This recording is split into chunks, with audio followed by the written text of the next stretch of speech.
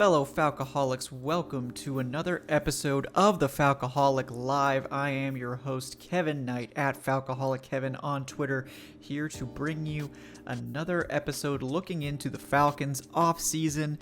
We just wrapped up talking about the salary cap and how the Falcons can clear around $40 million in cap space with some veteran cuts and some restructures.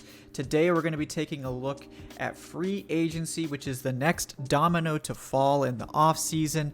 We know that the Falcons aren't going to have a ton of money to play around with here, but it's still very important for the team to get enough players on the roster to get to 53, and they're not going to be able to get enough with just the draft. So free agency is very important. So over the next few weeks, we're going to be taking a look at some priority re-signings for the Falcons. We're going to be looking at position by position of players the Falcons could potentially target.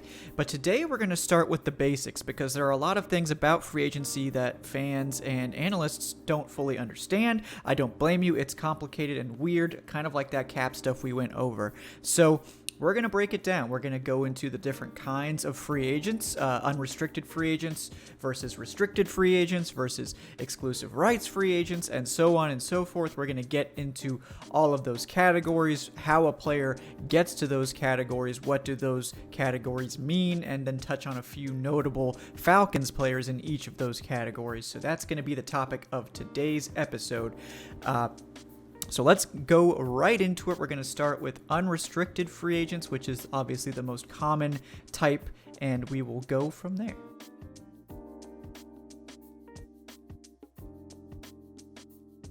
So the first type of free agent we're going to look at is unrestricted free agents, or UFAs. This is the most common type of free agent.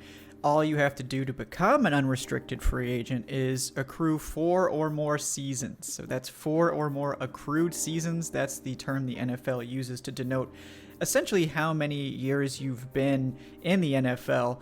To get an accrued season, you must spend 6 or more games in a single year, either on the roster, that could be active or inactive, or on injured reserve. That's what is necessary to accrue a season. So that's why you'll see some guys that you think have been around for a while not getting to this UFA point, because they technically haven't been on the roster for enough games.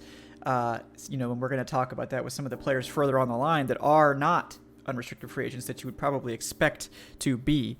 Sometimes these players are just called free agents by NFL people too. The U part isn't all that important, but it's important to know that this player basically, there's no rules about where they can sign or when, other than the start of the league year and all that standard stuff. They're free to negotiate. They're free to go wherever they please, wherever they have the best offer, wherever they think gives them the best chance to grow their career and all that stuff. So once you're a UFA, that's basically where you want to be as an NFL player, assuming you're, at least a mid-level veteran to a high-level veteran, because that's when you can really start to cash in, get those big paydays. We've seen players like Grady Jarrett really cash in for the Falcons in particular. And speaking of Falcons players, there certainly are a few notable unrestricted free agents that the Falcons have in 2021. The first one being center Alex Mack. It's widely believed that he will retire, so this, re-signing him, probably not as big of a deal as it normally would be, but if he decides not to retire, that's a big one to consider. Another would be safety Keanu Neal, with seemingly no Falcons defensive coaches from the previous staff staying on. Keanu Neal's value may or may not be the same as it would have been if Raheem Morris was still here. If the rumors are true and someone like Dean Pease is going to be Atlanta's next defensive coordinator, Pease is going to run a lot of cover 2, and that's not really Neal's cup of tea. Neal's a box safety. He's a physical enforcer. Playing deep coverage or splitting a lot of cover 2 reps, not really his thing. So if that's the case, we could see Neal walk, but he's definitely one of the bigger names that the Falcons have that's an unrestricted free agent. Another would be running back Todd Gurley. Don't think it's particularly likely that he returns. I think Arthur Smith is going to look for someone younger and cheaper. And based on Gurley's 2020 play, he's just clearly not the same level, but I suspect he will sign somewhere else. And another one that I'll touch on is cornerback Darqueze Dennard. Dennard played the slot at times for the Falcons this season. He also played on the outside, showing his versatility. He ended up missing quite a few games with injuries. That will help depress his value, so that is another player the Falcons could look at potentially bringing back to a pretty bare cornerback room going into 2021. So now let's move on to take a look at restricted free agents, or RFAs.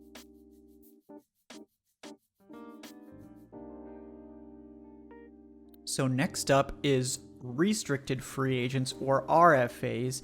These are players that have exactly 3 accrued seasons in their NFL career. So generally there's a limited number of these players in any given year. It's the same for the Falcons. Maybe you'll have a handful, 1 to 2 to 3 of these guys coming up. And generally these are either draft picks that were cut and re-signed, people that have been on the practice squad, late bloomers, that sort of thing is how we get guys with 3 accrued seasons that are coming up for free agency. So with a restricted free agent, it's very different than an an unrestricted free agent, a UFA. But they're technically still free to negotiate and sign with any team. The difference is that the team with the rights to that player, aka the original team, the team they were on, in this case in 2020, that team can place a tender on them. That tender will pay the player a certain amount of money, depending on which tender they select, and will also give the original team the right to match the contract given by the signing team, the new team, or to possibly receive draft compensation from that new team, depending, again, on the level of the tender. So to get into what that means, there are technically 4 tenders. We'll talk about 3. The 4th one is pretty much similar to the 3rd one, but I'll touch on it briefly. But there are 3 main tenders that you're going to see teams use with restricted free agents, and these names will probably sound pretty familiar to you once we start getting to them. So the first tender is the first round tender. This is generally reserved for extremely valuable RFAs. It's not generally used because giving up a first round pick for a player that you're going to have to pay a lot of money to, pretty rare that a team would be willing to do that. So teams generally don't put the first round tender out unless it's a rare scenario with a really, really valuable player coming up as an RFA. And the reason for that is when you put the first round tender down, you're going to be paying this player $4.6 million for that season. That's a lot of money for an RFA tender, and you're going to see how that compares to the other tenders here in a moment. But so a team that puts the first round tender on a player would then be giving that player a $4.6 million 1-year deal. And what that means is if another team wanted to sign that player away, they would not only have to pay that player more than $4.6 million, because the player would still need to accept that new deal, and you're not getting him to leave more than likely unless you're paying him more than $4.6 million. That team, the signing team, would then also need to send a first round pick to the original team. So if a team puts a first round tender on an RFA, it almost guarantees they're not going anywhere. It would be very unlikely that this scenario would happen. So that's why also it's very expensive to put this tender on, and why teams generally don't do it. There's just very few scenarios where this would be worth it from a financial standpoint, and where you would be worried about a team taking your RFA to such an extent that you'd have to put a first round pick on the line, basically. The next tender, and by far probably the most used of all the RFA tenders, is the second round tender. So this works very similarly to the first round tender, but it's cheaper. So for 2020, this amount was $3.25 million would be the contract amount. And like the first round tender, the second round tender means that any team attempting to sign away a player that has been given this tender would need to obviously beat the deal and also send a second round pick to the team, the original team, in addition to paying this player all this money. This is kind of a good mix of draft security and money. Generally, teams aren't going to be sending their second rounders for a player they're going to have to pay a lot of money to with a new contract. So it's kind of a good mix of both. You can be pretty certain that no one's going to try to sign this player away, but you also don't have to pay them an exorbitant amount to stick around. So by far the most common tender. The Falcons used this on Brian Hill last year. So it's by far the most commonly used for RFAs that are high level players. The last one we're going to talk about is the original round tender. Again, similar to the other two we've discussed, this one costs just $2.13 million. The main difference here is that instead of specifically being first or second round pick that's on the line, if a new team was trying to sign this player away, it would be the original round that the player was drafted in. So if it was a third round pick, they would be giving the original team a third round pick to sign this player away. Same for a fourth, a fifth, a sixth, a seventh, etc. The difference is you can place an original round tender on an undrafted player. This is then called what's basically referred to as the right of first refusal tender. The price is the same, but you can use this on undrafted free agents as well. So there would be no draft compensation on the line for an undrafted free agent given this tender.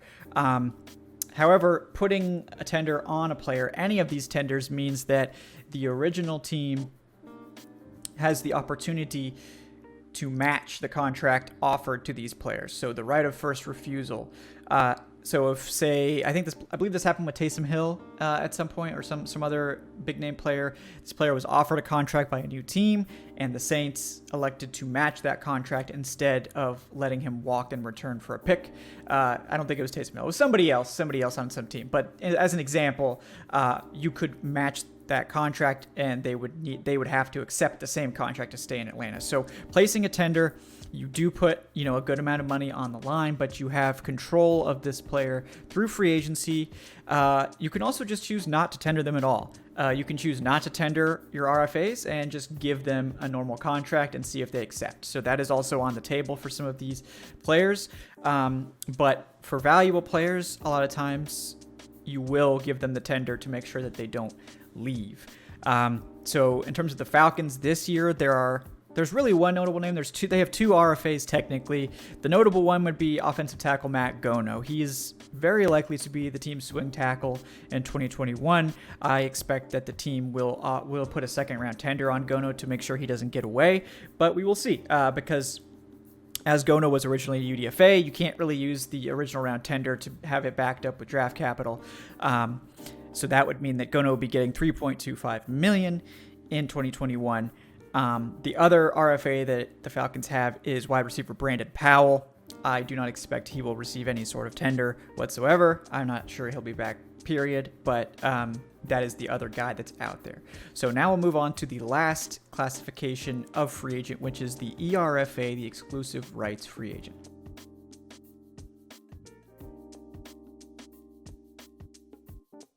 So, ERFAs, or exclusive rights free agents.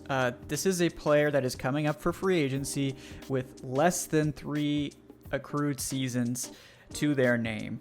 A lot of times these are undrafted players. These are draft picks that were cut multiple times. These are players from other leagues that have come into the NFL. For whatever reason, this player is coming up for free agency with less than 3 accrued seasons, and the original team will basically have the opportunity to offer them a 1-year contract at the veteran minimum for whatever their number of accrued years is. It's going to be less than 3, obviously. So if the original team does make this vet minimum offer to the player, they basically have to accept it or not play. That means that the player is unable to negotiate with any other teams. They are not allowed to sign anywhere else or even basically entertain offers from anywhere else. They can either accept the ERFA offer or they can not play. Obviously, no one's forcing them to play. But generally, ERFAs will just take the offer. It's, you're going to be an ERFA for like 1 or 2 seasons at most, generally. So, ERFAs are a great way for teams that have hit on undrafted players or players that have struggled to make it in the league, to give them kind of a leg up and reward them for giving these players a chance. And you'll see that the Falcons actually have a few very notable ERFAs under contract this year. Those guys would be, first and foremost, kicker Younghoe Koo. Koo is an exclusive rights free agent, so that is big for the Falcons. the Falcons being able to get Koo at what would be, I think, $700,000 or so instead of the several $1,000,000 contract he's likely to command on the open market based on his tremendous season. That's going to be really helpful for this team that's very cash strapped to be able to get Younghoe Koo back in the building for less than $1 million. So that's a 1-year thing. Koo's probably going to get a big extension next year, but in a very tight cap season, that will help the Falcons in a huge way this year. Another big ERFA for the Falcons is edge rusher Jacob Tuati-Mariner, one of the biggest bright spots on the defensive line. Tuati-Mariner really came on towards the end of the season, had a couple of very noteworthy games, and this team, as we've spoken of before, does not have really any edge rushers under contract, particularly when you consider that they're going to probably cut the ones they do have. So getting Jacob Tuati-Mariner back in here for very, very affordable amount of money is big for the depth. They will need him. So I definitely expect Mariner to be back. The other one that I want to touch on is tight end Jaden Graham. Again, the Falcons do not have a lot of tight end depth under contract. Jaden Graham was a solid option this year. Not as, he hasn't really built on that super amount of hype he generated in the 2019 preseason, but in terms of being an option that's going to be very affordable, would not be shocked at all to see Graham return on that very affordable contract. So those are the three guys that are noteworthy from the ERFA ranks. The Falcons have done a pretty good job with these undrafted players, getting a few guys every single season to come back on these very affordable deals, and that is also the case in 2021. They're going to need them with this cap situation, folks. They're going to need them. So happy to have those guys hopefully returning in 2021. Well, there you have it, folks. The free agency basics all covered in a pretty quick and easy video. I hope this helps you understand more about the rules regarding these players, about how these players get to this point, and can help you grow your NFL knowledge and be a more informed fan in all of these aspects. That's my goal here. I want to help you guys really understand the nitty-gritty, kind of arcane and needlessly complicated in some cases rules about NFL free agency. So thank you guys for tuning in. Do appreciate that. We're going to be back next week to do some more free agency videos. This is going to be a series. I think I'm going to start with the priority re-signings for Atlanta. We touched on a couple of them here, but we're going to get into the Falcons free agents and the guys that they're going to consider bringing back. After that, we're going to jump right into NFL free agents. Probably going to start with running back because that seems to be the hot topic now with Arthur Smith here. There's no Derrick Henry in Atlanta, so who is he going to go out and get if he does choose to get someone from the veteran ranks? And we're just going to go down the line with all the notable positions, looking at potential options for an Atlanta team that is probably going to have to go bargain shopping here in free agency to get this roster filled out. We're going to have a lot of draft picks. Thankfully, it looks like the Falcons are going to be in line to receive those 3 compensatory picks, including 2 5th-rounders and a 6th-rounder. We heard that from Over the Cap this week, so that's great news, but, still a lot of positions to fill here on the roster. So we're going to get into all that as we go along. Otherwise, guys, thank you for tuning in today and tuning into the rest of our videos. If you're looking for more stuff about the salary cap, our 2 videos from earlier this week, we looked from last week, we looked at some veteran cuts and some restructures the Falcons can do to free up cap space. Please do like and subscribe to the channel if you haven't already. We do appreciate that. It helps the channel grow, helps other folks find us on YouTube. Check out our Patreon if you're interested in supporting the show on a monthly basis and getting access to some exclusive perks as well, including our first ever exclusive patron question and answer session. We're going to be doing a live video with our patrons, and we'll be uploading that on here as well, so you guys can get an idea of what that looks like. And also check out our Discord server for some 24/7 Falcons talk. We have a lively community over there, folks just chatting about the Falcons. A lot of fun, especially during the off season when there's not too much going on. So check that out, folks. Again, thank you very much. I'm Kevin Knight at Falcoholic Kevin on Twitter, and I will talk to you guys next time. Until then, thank you for tuning into the Falcoholic Live, and we'll see you then.